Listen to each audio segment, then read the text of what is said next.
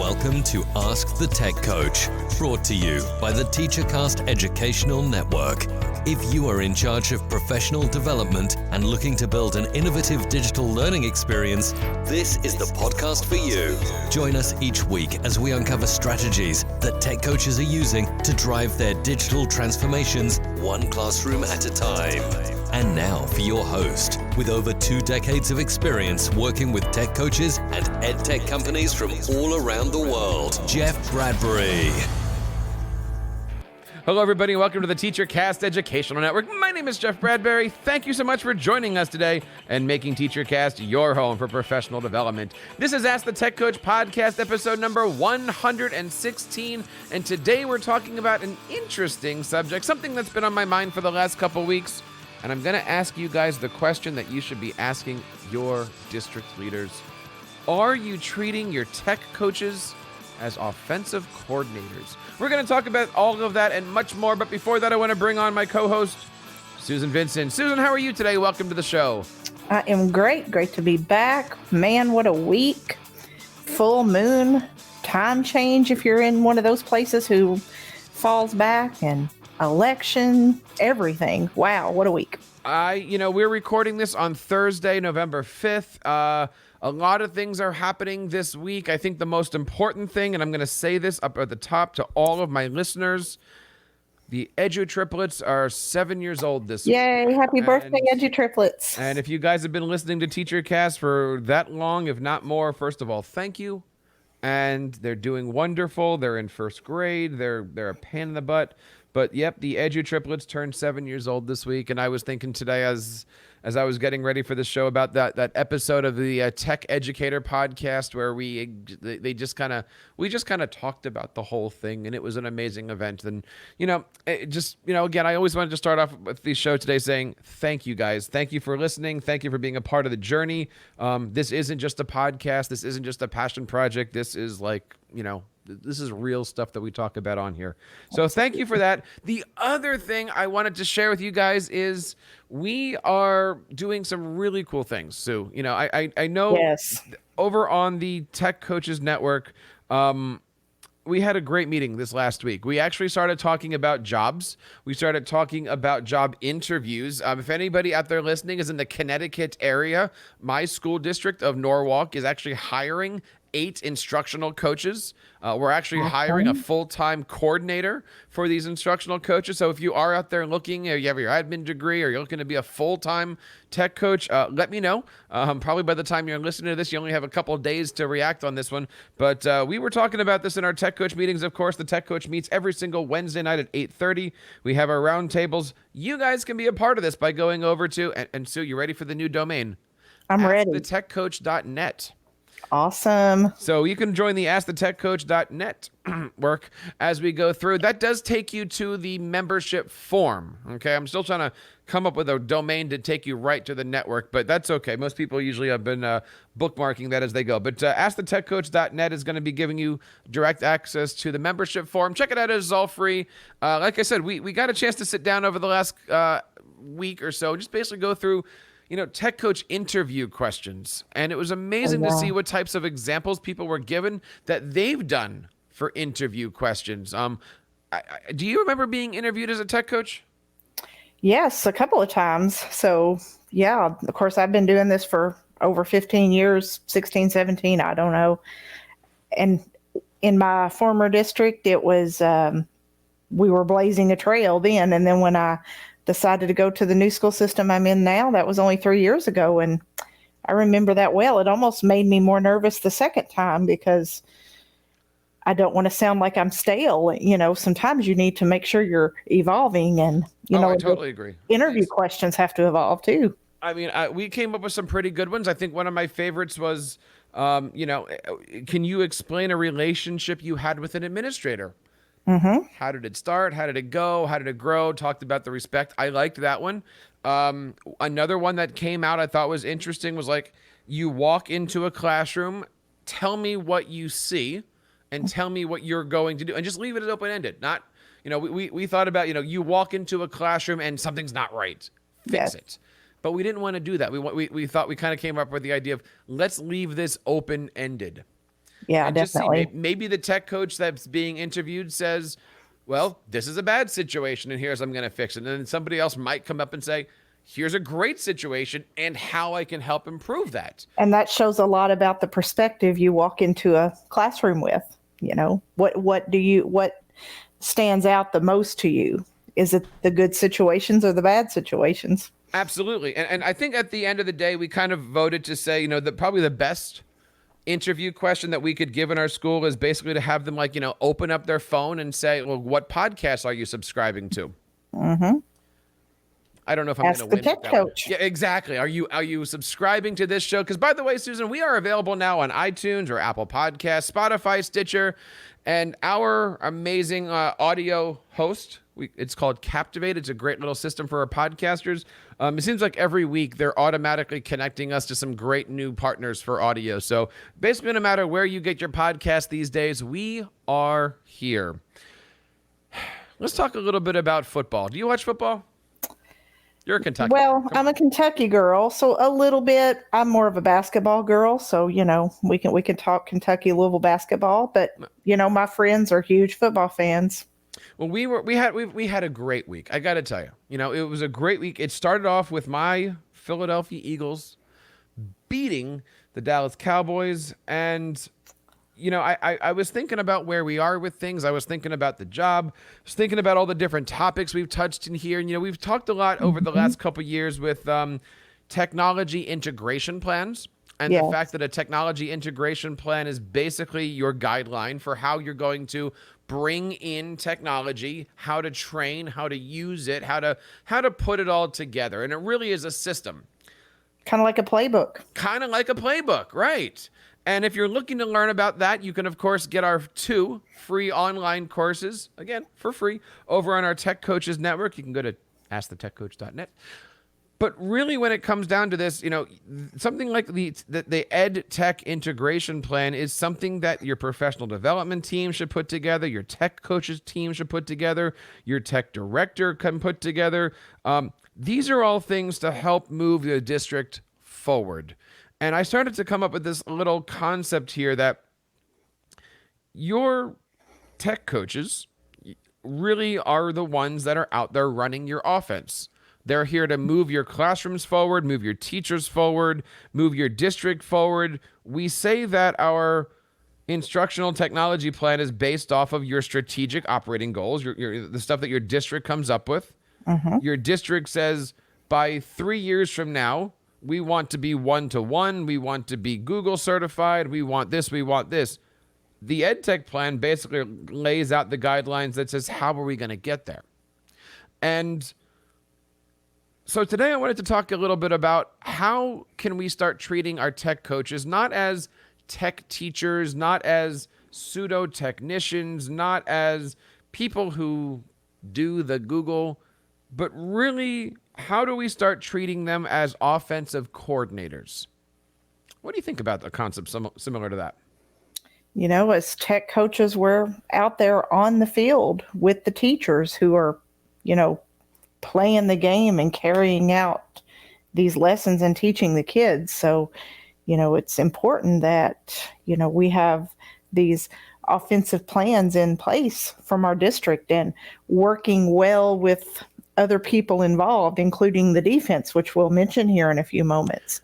So how do we start carrying those things out? Well, I think first it's the relationships. We're going to go back to that topic, right? Go. A district says we're going to go in a certain situation. We're going to go in a direction that's standard with the superintendent, standard with the community, standard with where we want to be as a district. From there, you come up with that plan. But you have to have the people to run the offense that you're looking for. If you're looking at this from a football point of view, you might have a football head coach come in and he wants to be a running coach. He wants to get the best running back. He wants to get the best, offensive line, all of those personnel in charge. He needs somebody who is a running coordinated person, which is different than running an offense, say, under a Tom Brady, right? Which is going to be pass first, run second. And having somebody in that position, in that tech coaching role or in that tech coordinating role, that knows that and follows that and understands how to get that job done is interesting. We talked here on the show many times of, what are the qualifications of a tech coach? This kind of goes into the whole, the job description and the interview questions. I am fortunate to be both a Google certified trainer and a Microsoft trainer. So I kind of see these things from both sides. And I my previous district, I helped bring them into Google. My current district, I'm bringing them into Microsoft. So I have those experiences of really looking at this from a global point of view.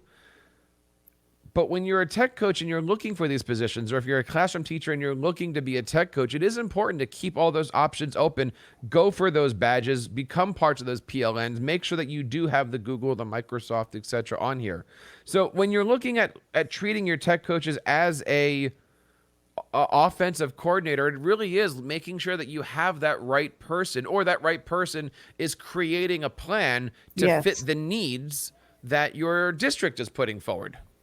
So why, I guess, to start with, is it important to build those relationships with to start out with? Well, I think number one, it's your tech director, or whatever that title is, right? Some people call it a chief, some people call it a tech director, director of technology. Some districts are fortunate enough to have, supervisor of innovation, one of those types of things. And they all have to be on the same page. Right? These are the people that are putting together those game plans to move everything forward. They decide professional development. They decide what's happening on PD day. And I'll even throw when you're asking, who do you make friends with? Clearly in there is your curriculum team. But we'll talk about your curriculum team in a second. We're not quite there yet. Yeah. But you first need to have a good footing with your technology leaders. They need to trust you. They need to be trusted. They need to know that everyone's on the same page, same lingo, same everything. Exactly. I know that was an important thing when I was hired in my new school system, and the tech director sat in on my interview with my boss, who is the head of curriculum. And that was part of the conversation in my interview of, can we share and myself be a liaison between curriculum and technology and work well together. So that was just a huge topic of conversation. When we're looking at this, you have to ask the question, if the tech coach is the offensive coordinator, who's the defensive coordinator, right? That's kind of sees fit here. And the way that I've always approached it, whether it be current school district, previous school district, all those different things, your defensive coordinator really is your IT department, the people, your techs, the people who are in charge of all the security systems in the school district, right? Their role in the district is to protect. Their district is to make sure that when things happen, the ball doesn't travel backwards too fast. Their job is to say, okay, something on the offense didn't quite work. They have to punt. Can we hold the line on this? Absolutely. And they do that through policy. They do that through flipping their switches. They do that through email filters, web filters, all of those wonderful bells and whistles that honestly, I don't know much about. But they do that by actually educating. And so if you're a tech coach out there, no matter whether you're a first-year tech coach or a 15th-year tech coach, my advice to you is to have those conversations. Go into those areas of your school district and say, hey, can we sit down? Can you show me what you do? I need to understand your world, right? Most tech coaches are curricular based. Most tech coaches are teachers first. Both of us have hands raised, right? Most of us understand the ed tech, how it can relate in the classrooms. But in order to be a good offensive coordinator, you need to know how your defense works. If you look at it in one way, is your defense able to give up long yardage but not let them score? Or is your defense able to let them score, meaning fix the problem real quickly, so you can get back into the classroom and move forward with the ball? Right. And just like in a football game, that defensive line is going to be on guard all of the time to make sure nothing bad comes their way and protecting their line from the people who are on the offense. Now, we have to both be aware of each side. I haven't quite put together who the different players are and how it relates to this crazy scheme in my head. But, if you're looking at a defense, you have your linebackers, your linemen, your safeties, your corner, all these people that fly around and run around. But in a school district, you have your techs. They go out to the building, they fix, they do, they work, they change light bulbs, etc., like that. You have your networking people who are sitting back there in front of their 32 matrix monitors, and they're controlling everything. They're Yes. bells and switches guys. You've got your people who are worrying about all the systems, your SISs, your registers, your all those different things, and then you've got the defensive coordinator who basically just oversees everything. You got to know that they've got your back. They've got to know that you've got that. You know what I mean? That's just vice versa. right. But also, I think it's really important that just as we need to understand how that world works, they need to understand how the offensive playbook works, right? You can't just walk into an Absolutely. office and say, flip this switch because I said so. You have to say, hey, this is the plan. This is how it works. Let's work on this. And having those relationships is extremely important. Absolutely. And, and creating that from, your directors, even all the way to the top, having that vision from your superintendent is hugely important to, get down to us as tech coaches who are on the offense and, being able to talk to our IT folks, friends who need to help us carry out this plan. And we have to help each other understand why something needs to be done. Very well said, right? And it really does come down to that relationships thing. Having a relationship with the people around you, having a relationship with the people in front of you.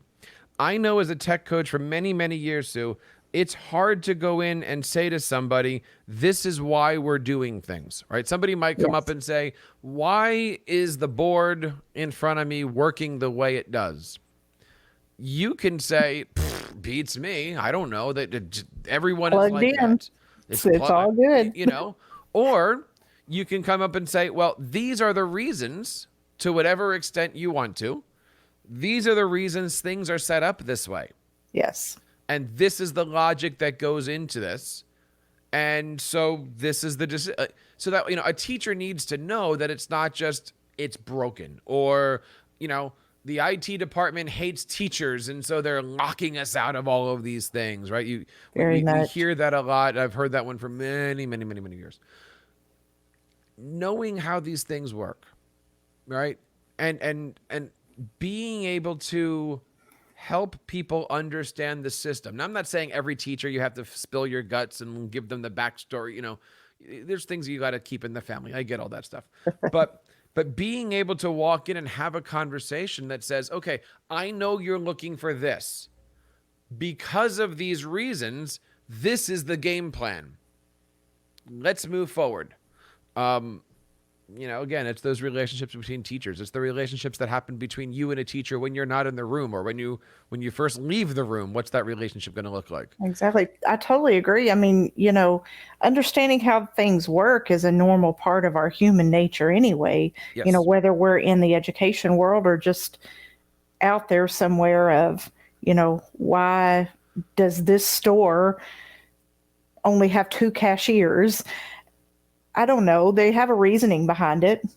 And, if they would probably broadcast that and make more people understand, less people would complain. And that goes the same way in our tech coaching world of maybe sometimes if we kind of let the teachers know and try to explain what's going on the back end, maybe they wouldn't complain or just be so misled so much. There was an episode, I like to watch a lot of these Gordon Ramsay shows, and he got on one restaurant because right out in front of the restaurant, there was a sign that says, wanted cleaning staff. And you might go, they need a cleaning staff. On the other hand, his point was, you're announcing to everybody that your restaurant isn't clean and you need help with this.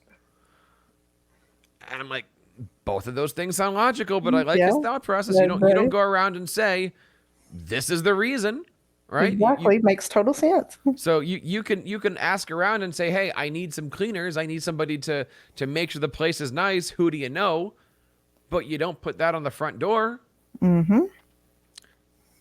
I also think that when we're working together, right? And that goes with podcasting co-hosts.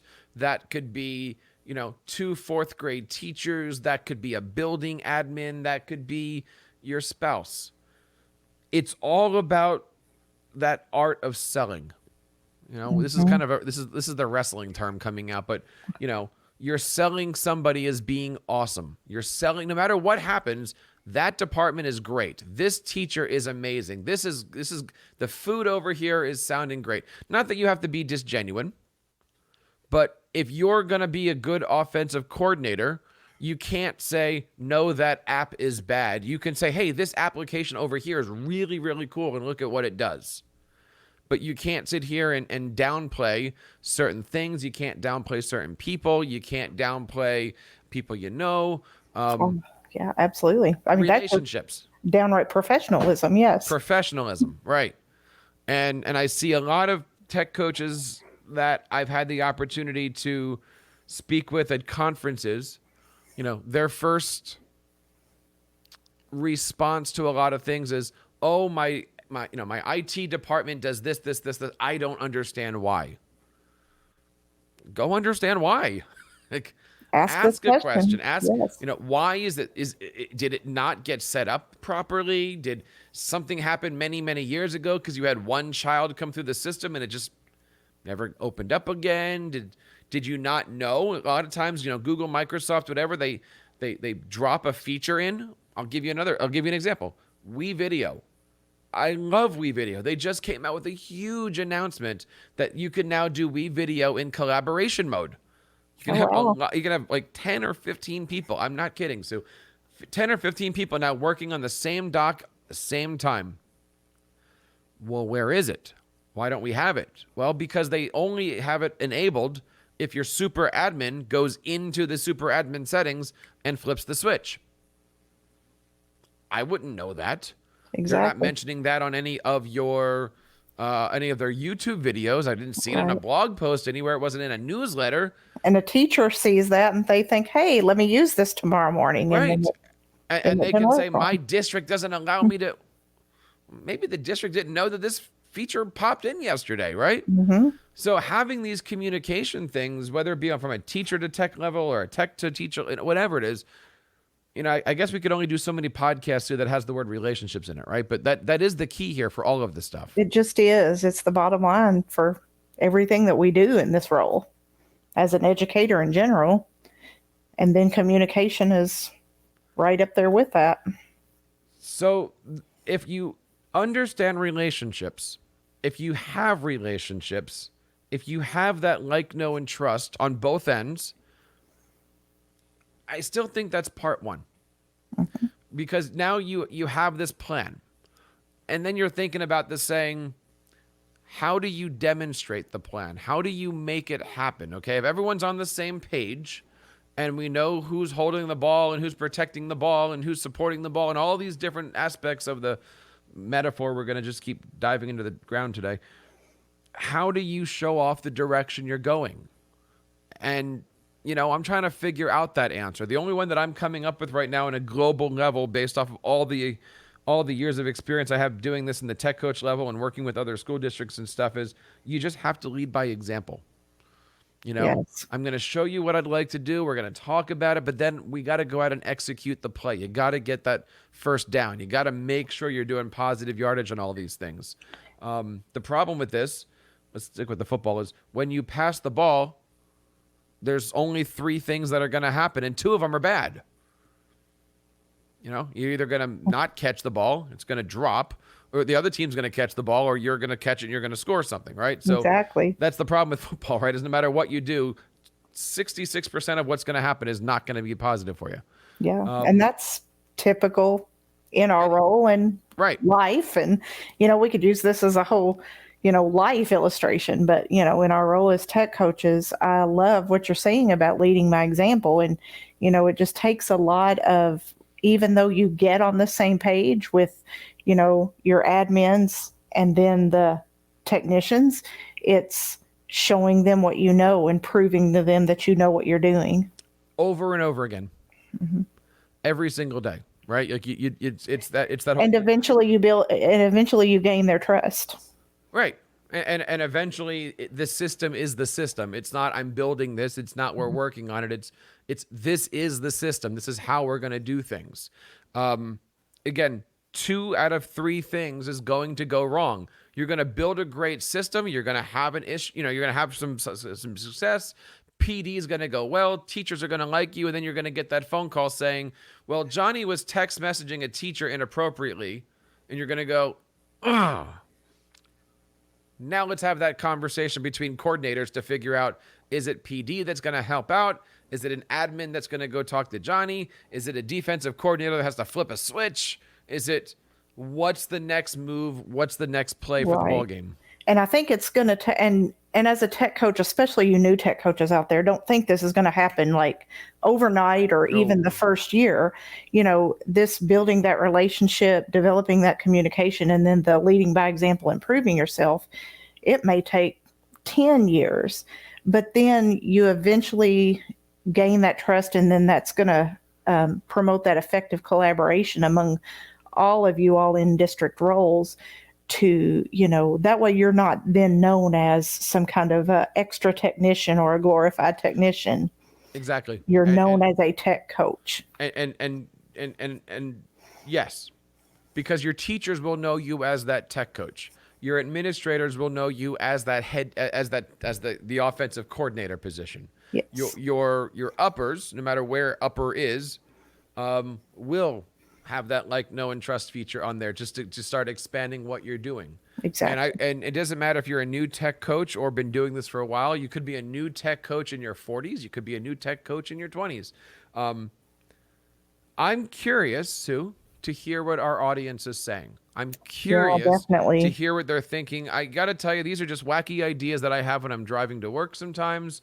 If you're out there, I would love to have you guys reach out either on the Tech Coach Network or on Twitter at Ask the Tech Coach. You can always email us and find us that you want. I would love to hear your thoughts on any of this stuff, because my question I always have for you, Sue, is, am I crazy or does this make any sense? Totally makes sense. We're all there in various forms and fashions, in various aspects. And I know you guys out there listening surely have some experiences in some of these scenarios that you can share with the group as a whole. Mm-hmm. When it comes to this, and let's kind of wrap up here, Sue, is talking about this whole concept of moving forward, this playbook, this thing that you have. My question to you is, what does it look like? Is it a website? Is it a bunch of websites? Is it many PDFs? Like when you give out your playbook to people, is it just you sitting down and having a conversation with somebody? Is it, hey, here's how we're going to bring in Google. Here's how we're going to bring in here's your flow chart, right? Is it a slide deck that you bring out? Like, what is this thing that you need to just have in your back pocket? Like, what is your pitch? What is your business card? What do you suggest that tech coaches have? Because I haven't figured that one out yet. I have my own answers. I have what I do, but that's just me. I'm the wacky guy here. You're the crazy one. No, for me, it's just a lot of conversation. Because I think I've said this before. Sometimes my stuff just ends up in my head, and then I just have to verbalize it out. Then eventually it'll end up on a website or on my YouTube channel in some form. So, but a lot of it is just conversations with my supervisors and then with the teachers. I see what you did there. You said on my YouTube channel or on a website. I see what you did there. I get the hint. Oh. We need to finish off building your website. I get where you're going with this. Yes, that just kind of even just came out. I didn't even plan it that way. No, I get it. That was right here. I get it. Timing was right. I got to pass my test, so we'll get there after this, right? Yes. But seriously, guys, let us know what you think about this. We might do a part 2 of this later on. I gotta keep working on this, but I want to work on this with you guys. This might come up in a topic in one of our next Tech Coach roundtables, because I'm kind of cultivating these ideas and stuff like that. But I don't think I'm wrong about some of these things. I think it makes sense. I'm just, or maybe I'm just, I don't know. Tell me I'm full of it. I don't know, but we'll see, right? It's all good. So next week, please join us. We're here every single Monday around 6 o'clock in the morning. We always drop our shows on Apple Podcasts, Spotify, Google Podcasts. You can, of course, find out all of our shows over on AskTheTechCoach.com. Sue, where can we find you and your website? Well, look for me on Twitter first at SV314DWS.